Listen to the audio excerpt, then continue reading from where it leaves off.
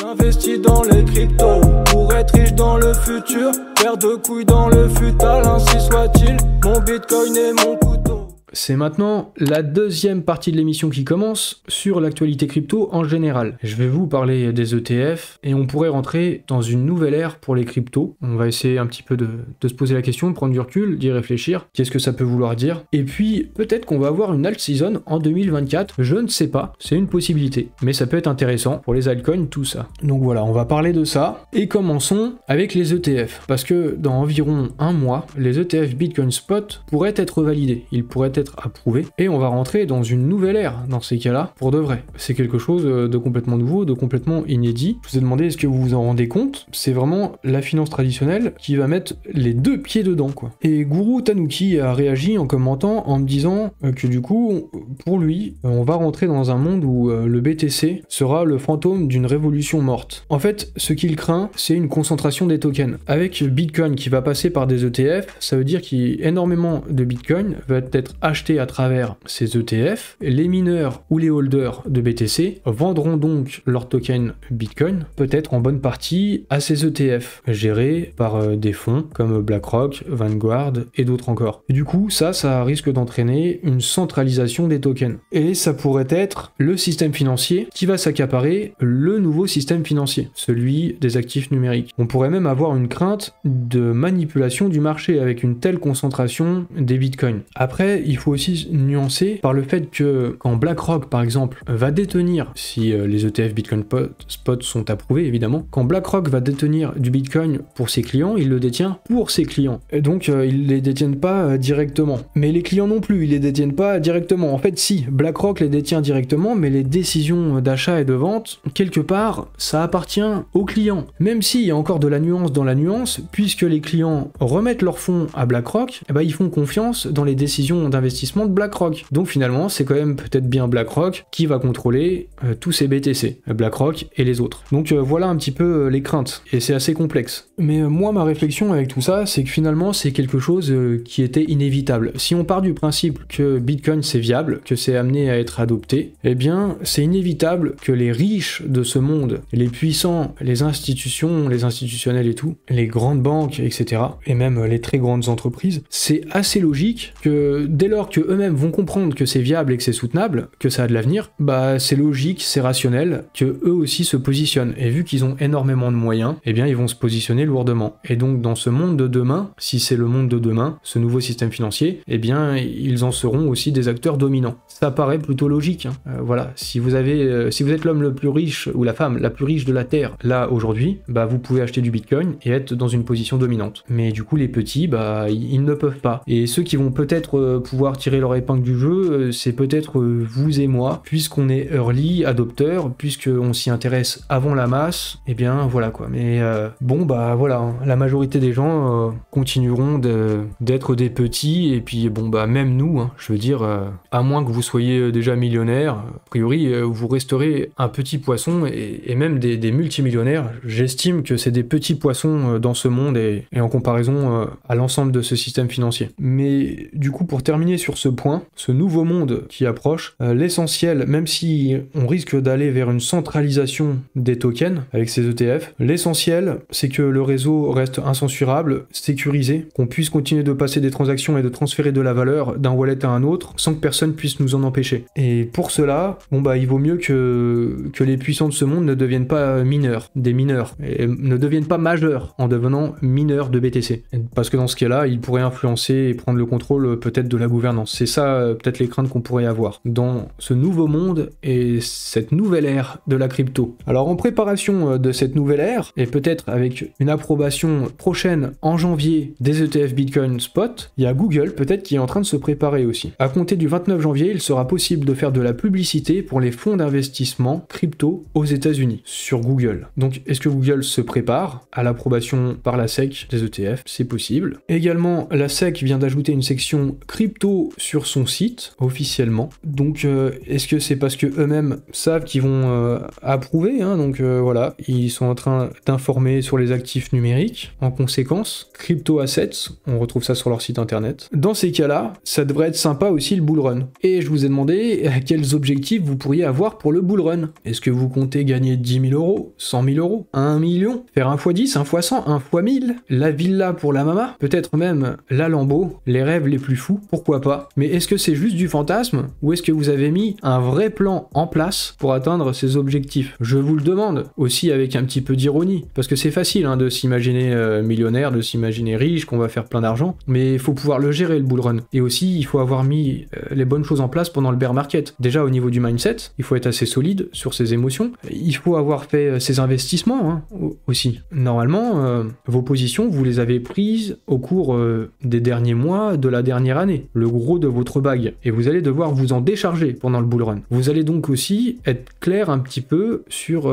quelle zone de prix pour vendre. Sinon, vous ne pourrez pas atteindre vos objectifs si vous n'avez pas préparé tout ça, parce que vous allez être pris par les émotions. Donc, je vous rappelle tout ça. Et c'est aussi pendant la période de bear market qu'en principe, vous êtes fondé vos convictions en faisant vos recherches, en vous renseignant sur les projets et en étant pas juste dans une forme de croyance et du coup aussi dans l'incertitude. Voilà, normalement, si vous avez bien travaillé et si vous continuez de bien travailler et de vous préparer, là, je suis en train de vous conseiller pour que vous mettiez les bonnes choses en place. Et dans ces cas-là, ça devrait bien se passer pour vous. Ces derniers temps, il y a eu des petits trucs un petit peu inédits, comme... enfin, inédits, j'abuse un petit peu. Mais comme l'ETH qui a superformé le BTC sur 24 heures. Je vous montre ça. On n'avait pas vu ça depuis longtemps. Et je vous ai posé la question dans un sondage, est-ce que l'ETH pourrait superformer BTC sur l'année 2024? Vous êtes 44% à penser que oui, 35% à penser que non, 20% à ne pas savoir du tout. Il n'y a pas de mal à ça, en vrai, personne ne sait. Mais on peut avoir un petit peu ces petites analyses, quoi, ces petites intuitions aussi. Et on peut commencer à se poser la question d'une alt season, justement d'une superperformance des autres cryptos par rapport à Bitcoin. Est-ce qu'on va avoir une explosion haussière à venir sur les altcoins? Comme on le voit là sur ce graphique,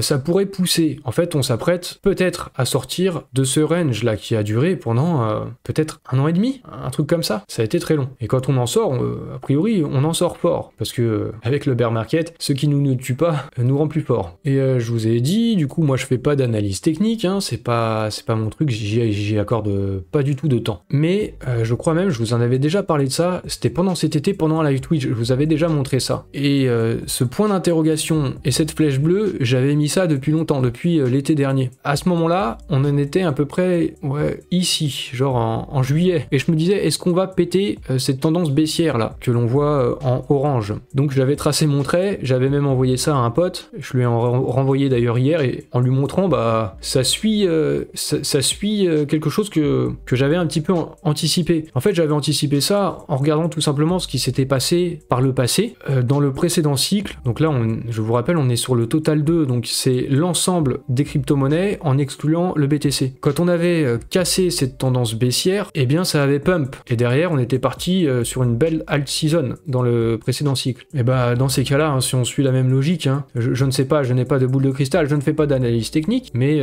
ça pourrait peut-être suivre le même chemin. Il y en a d'autres qui font vraiment de l'analyse technique, comme Titan of Crypto, et il fait à peu près les mêmes conclusions. Mais lui, il analyse ça avec des indicateurs. Et là, on passe sur une golden cross. Donc ça veut dire le trait bleu, il passe au-dessus du trait rouge, et ça, c'est bullish. Donc au précédent cycle, il s'était aussi passé la même chose, et on voit, on était parti en alt season. Donc voilà, est-ce que la même chose nous attend? Ceci n'est pas un conseil en investissement, je précise. De toute façon, je vous ai dit, vos bagues, ils doivent être déjà constitués, majoritairement, si vous avez fait les bonnes choses. Est-ce qu'on aura donc le droit à une alt season en 2024? Vous savez qu'il y a le alt season index, et ben si vous ne le savez pas, je vous le dis, hein, c'est une sorte d'indicateur qui reprend les performances de différentes cryptos, la dominance du BTC, etc.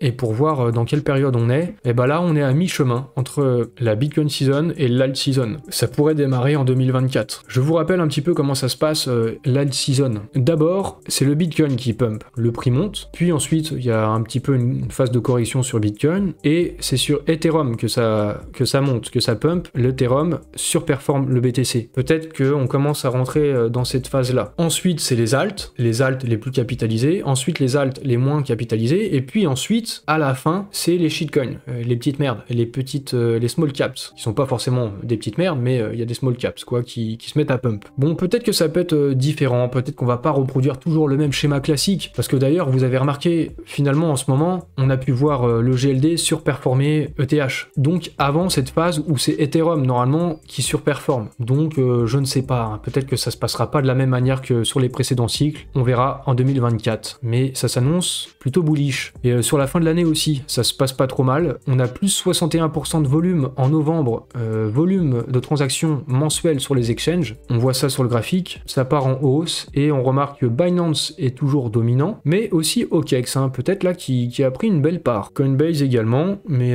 sur le mois de novembre, OKEx plus que Coinbase. C'est intéressant. Et je vous ai déjà dit dans les semaines précédentes, avec ce qui se passe autour de Binance, les cartes sont rebattues et d'ici 2 ans, je ne sais pas quel sera l'acteur dominant. VanEck fait des petites prévisions, d'ailleurs, aussi concernant Binance, je vais vous en parler. Et pour eux, avec la validation des ETF Bitcoin Spot, d'ailleurs eux-mêmes, hein, ils ont déposé une demande d'ETF, pour eux ça va être approuvé sur la première partie de l'année 2024, et 2,4 milliards de dollars pourraient être injectés sur ces ETF, donc 2,4 milliards de dollars qui arriveraient sur le marché crypto, ce serait vraiment énorme et conséquent. Je crois qu'on est à 1,5 milliard pour le total du marché crypto actuellement, donc voilà, c'est plutôt sympa. VanEck, ils font aussi d'autres prévisions, ils voient une hausse du Bitcoin après le halving et un ATH, donc plus de 69 000 dollars fin 2024. Ils voient un retour des NFT sur Ethereum, donc un retour de l'intéressement et du volume de transactions. Ils voient Solana top 3 derrière BTC et ETH. Pour eux, Binance va perdre sa position de leader au cours de l'année 2024. Les DEX vont gagner du terrain et les KYC, ça devrait devenir pour eux la norme sur une majorité de plateformes décentralisées, donc dans la finance décentralisée. Je pense que s'ils voient Binance perdre sa position de leader, c'est aussi parce qu'ils déposent une demande d'ETF et les ETF vont rentrer en concurrence, en plus des exchanges, vont rentrer en concurrence avec Binance, et en plus des DEX, en plus des autres exchanges, etc. Toujours dans les perspectives concernant l'année 2024, on peut noter que les chiffres de l'emploi aux États-Unis, ils sont plutôt bons. Le chômage est tombé à 3,7% en novembre, contre une estimation, une prévision de 3,9%. Il y a 199 000 emplois qui ont été créés, et c'était 180 000 emplois attendus. Il y a eu plus d'emplois créés qu'attendus. Donc, comme le dit Good Value, pour le scénario du soft landing, c'est pas trop mal. Également, il y a la Fed qui maintient ses taux, mais elle a exprimé le fait qu'il y aurait probablement des baisses de taux pendant l'année 2024. Donc, le fameux pivot de la Fed, et donc plus de liquidité. Les marchés financiers qui vont pouvoir respirer, et donc aussi les marchés à risque, comme celui des crypto-monnaies. Donc, tout ça, c'est un petit peu des choses qui convergent, c'est vraiment de bon augure. Les ETF, de meilleurs résultats concernant le chômage, des meilleurs résultats que prévus, une baisse des taux, le halving, les élections en 2024, vous savez, tout ça là, on en parle depuis des mois, mais c'est en train de prendre forme et peut-être bien qu'on va rentrer dans une nouvelle ère, un nouveau bull run. Imaginez si la SEC approuve les ETF Bitcoin Spot en janvier, puis des ETF Ethereum en février, parce que la SEC là récemment, elle a repoussé sa décision des ETF Ether, ETH en spot pour Invesco et Galaxy, ils ont repoussé et la prochaine date c'est en février, donc on pourrait avoir en janvier une validation des ETF Bitcoin Spot, peut-être en février des ETF Ether Spot, et si on avait tout ça, l'année 2024 elle commencerait super bien et on pourrait vraiment parler officiellement d'un bull run, je pense. Bien sûr sous condition que les ETF soient approuvés. C'est aussi à ce moment-là, je pense que le grand public va commencer à prendre conscience qu'il se passe vraiment quelque chose, quoi. Parce que ça, on va en parler dans tous les médias. S'il y a bull run, et si ça se passe bien pour nous, peut-être qu'un jour, on deviendra des crypto-millionnaires. Et dans ce cas-là, le Salvador nous accueillera les bras ouverts. En fait, il y a le Salvador qui lance un nouveau programme permettant à tous ceux qui investissent 1 million de dollars en Bitcoin ou en USDT de recevoir un visa et une citoyenneté. Donc si vous dépensez, par exemple, dans des entreprises, vous rachetez des entreprises au Salvador, vous faites de l'investissement là-bas, vous achetez des biens immobiliers pour au moins 1 million de dollars, vous pourrez peut-être devenir citoyen du Salvador. C'est limité à 1000 participants par an et comme ça, le pays souhaite récolter 1 milliard chaque année. Apparemment, ça commence bien. Je crois qu'ils ont déjà eu plus de 700 demandes. Donc voilà quoi. Ça va se faire. On va donc avoir des millionnaires qui vont aller au Salvador. Remarque, ils n'ont même pas besoin d'y aller parce que s'ils obtiennent le visa et la citoyenneté, ils seront directement fiscalement au Salvador et c'est pour ça peut-être que c'est hyper avantageux. Je vous ferai probablement une vidéo sur les volcano bonds. Je vais approfondir ce sujet parce que je vois le Salvador peut-être devenir l'équivalent du Qatar, ou Bitcoin City qui pourrait devenir l'équivalent de Dubaï, un nouveau Dubaï, un endroit qui attire des gens riches et avec de belles perspectives d'avenir. C'est une possibilité, donc je ferai une vidéo là-dessus, c'est un sujet je pense très intéressant. Ça viendra peut-être en janvier. Je vous ai demandé si vous farmiez des airdrops, parce qu'on en entend beaucoup parler ces derniers temps. Vous pourrez retrouver mon tweet, quelques-uns ont parlé de certains airdrops en cours. Si ça vous intéresse, vous pourrez voir ça, vous pourrez retrouver mon tweet. Et je vous ai demandé dans un sondage si vous participiez à des airdrops. 28% oui, vous êtes en train d'y participer. 45% non. 18% vous y pensez. Et 8% vous savez pas ce que c'est un airdrop. Donc un airdrop, je le dis pour ceux qui savent pas, c'est de l'argent magique qui arrive depuis les airs et qui vous sont largués sur vous comme ça.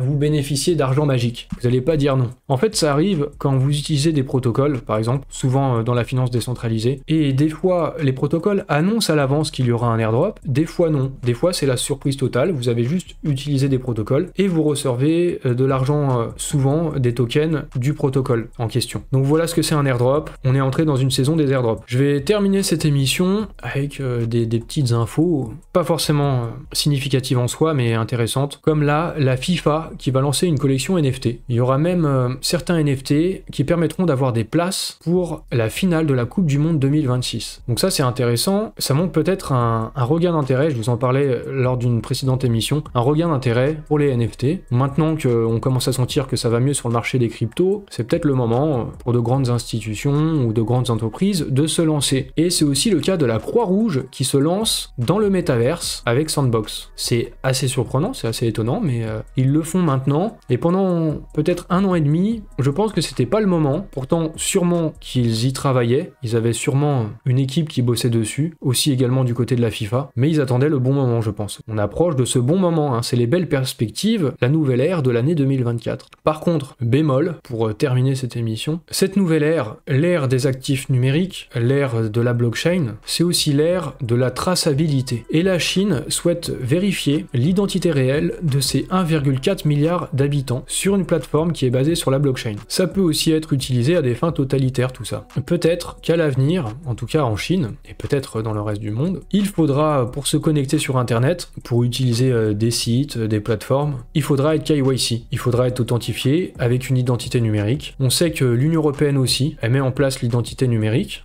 donc peut-être que eux aussi, l'Union Européenne, est intéressée par le fait de vérifier l'identité des 500 millions environ de citoyens de l'Union Européenne, et ça nous amène toujours un peu plus vers un crédit social. En tout cas en Chine, et peut-être dans le reste du monde, sachez-le. Voilà, c'est la nouvelle ère, c'est palpitant. Là, c'est des sujets sur lesquels il faut s'intéresser. Il y a du bon, il y a du mauvais. En tout cas, cette émission est terminée. Vous pouvez lâcher les likes, mettre des commentaires, vous abonner, activer les notifications pour suivre toutes mes vidéos. Et puis voilà, je vais vous souhaiter une bonne soirée, je vous dis à la prochaine, et salut à tous.